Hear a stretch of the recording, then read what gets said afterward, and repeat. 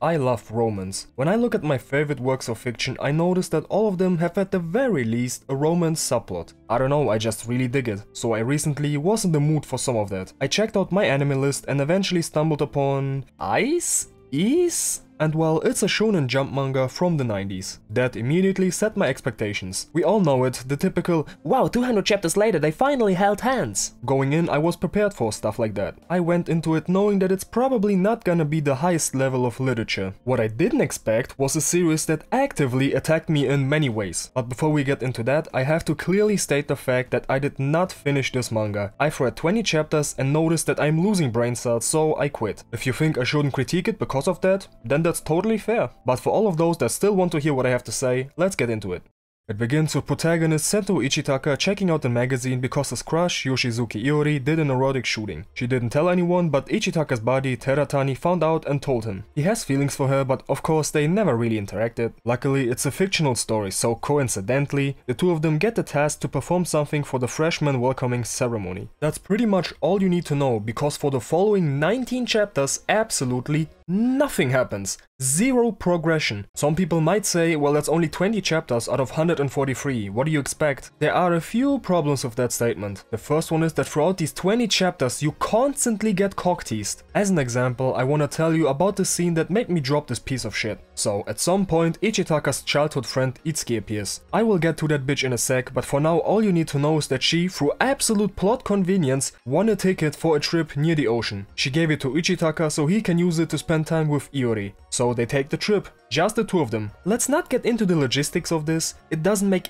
any sense that two teenagers can go on a trip like that, but whatever. So, Ichitaka goes into this whole thing intending to confess his feelings, since it's a good setup. But of course, Itsuki and Teratani came there anyways, and that's because Teratani's relatives own this place. Come on, man. I know every show has a certain degree of plot convenience, but this is just too much. But whatever, moving on. They all spend time together and Teratani tells a horror story at some point. Then he takes Itsuki to a haunted place so that the other two can be alone. And to my surprise, Ichitaka did confess and Iori rejected him. Fucking finally, something happened. But let's take a look at the presentation of this scene. She covers her ears and says that he is mean. I interpreted that as, it's unfair to force a response from her when they're in such a situation. Okay, but 2 chapters later we get revealed that she was on edge because of Teratani's horror story and she covered her ears because she thought Ichitaka was gonna tell her another spooky story?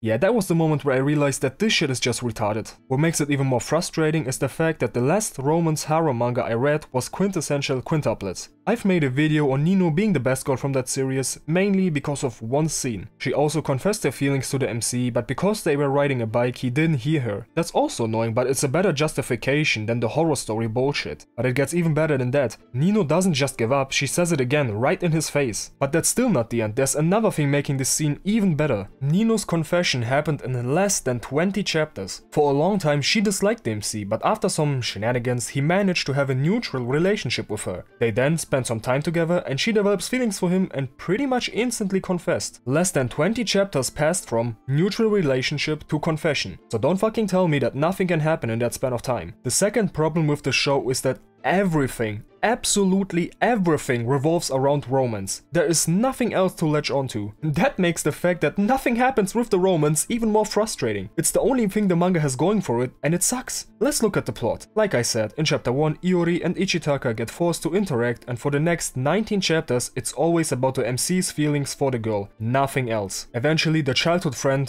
/ crush appears, but that doesn't change anything, because she as well only thinks and talks about love. Let's compare it to quintessential quintuplets again. Of course, its main focus is the romance between the MC and the 5 siblings. But that's not all. The MC only gets in contact with the girls because of their bad grades. School, exams, and jobs are also really important in that series. On top of that, the siblings all have different relationships with each other. For example, Ichika is the big sister who always holds back her own needs for her sister since she feels like it's her responsibility as the oldest. Yotsuba is the peacemaker and the glue that holds them together. So if you were to take away the MC and the romance, you would have a really short short manga, but there still would be something, but take away the romance from ease and you would end up with empty pages. Since the characters also have no personalities and only think about one thing. Ishitaka has a million inner thought speech bubbles and it's always the same shit. Oh, I love Iori so much, but I'm a little soy boy and can't do anything, so let's wait for the plot to set up a convenient scenario. His buddy Teratani is just his wingman, that's it. There's nothing else to him. Iori is just generic nice girl.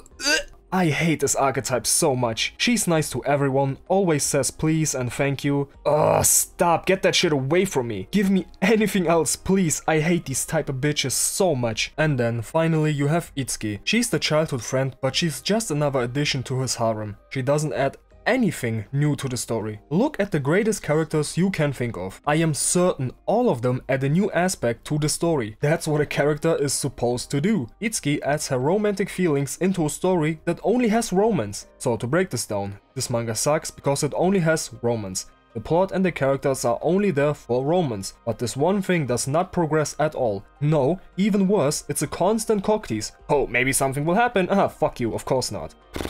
I hate this show so much. The author knows idiots like me get hooked on every bit of romance and that gets abused. So many shonen manga do this, introduce romance early on so people get emotionally invested just to ignore it almost completely. Naruto, Fairy Tail, Dr. Stone, Kimetsu no Yaiba and many more have done this and it works on many people, but I'm done. Unfortunately, it's really hard for me to just quit something. When I start a game I always 100% complete it. When I start a manga I usually always finish it, but slowly I am starting to lose patience and this manga was draining years off my lifespan and I just can't torture myself through that anymore. So before this video ends I wanna state again I only read 20 out of 143 chapters. It could become the best thing I've ever seen, but I won't be the one to find that out.